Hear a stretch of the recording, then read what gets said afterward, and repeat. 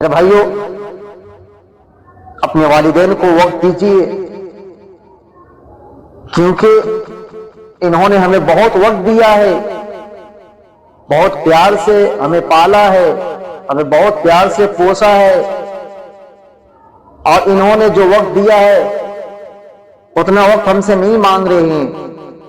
بلکہ چند منٹ کے لیے، چند لمحے کے لیے تم ان کے ساتھ بیٹھ کر کے ان سے باتیں کرو،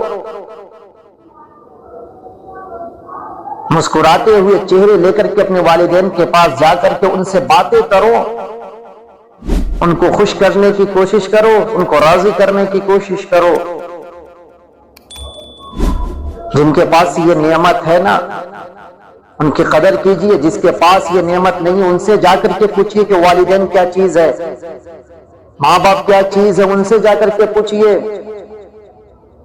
آج کوئی ایسا نوجوان ہے جو یہ کرتا ہو کہ جب بازار جاتا ہو، جب شاپنگ کرنے کے لیے جاتا ہو تو اپنے ماں باپ کو بھی ساتھ میں لے کر کے جاتا ہو کہ آپ کو کیا پسند ہے، کون سے کلر پسند ہے؟ کوئی نوجوان ایسا ہے جو اپنے والدین کو اپنے بیوی کے سامنے کھڑا کر کر کے اور یہ کہتا ہو کہ آج وہی کھائیں گے جو ہمارے والدین کو پسند ہے؟ ارے بھائی، وہ جب بازار جاتے تھے تو ہم سے پوچھتے تھے کہ بیٹا تمہارے لیے میں کیا لاؤں گا؟ وہ دکان میں لے جا کر کے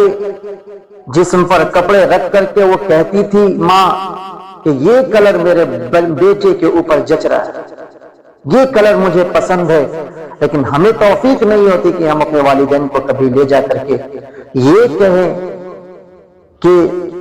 ابو یہ آپ کو کلر پسند ہے، امی یہ آپ کو پسند ہے۔ ارے میرے بھائی،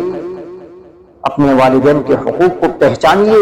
اور ان کی خدمت کیجیے اور ان کو راضی کرنے کی کوشش کیجیے۔ میرے بھائیو، واللہ میں کہہ رہا ہوں کہ اگر پیار سے تم اپنے والدین کو ایک سیب بھی کاٹ کر کے کھلا دو گے نا، اس سے جو طاقت پیدا ہوگی، واللہ میں کہہ رہا ہوں 10 ڈبے تم اپنے والدین کو کھلا دو، اس سے وہ طاقت پیدا نہیں۔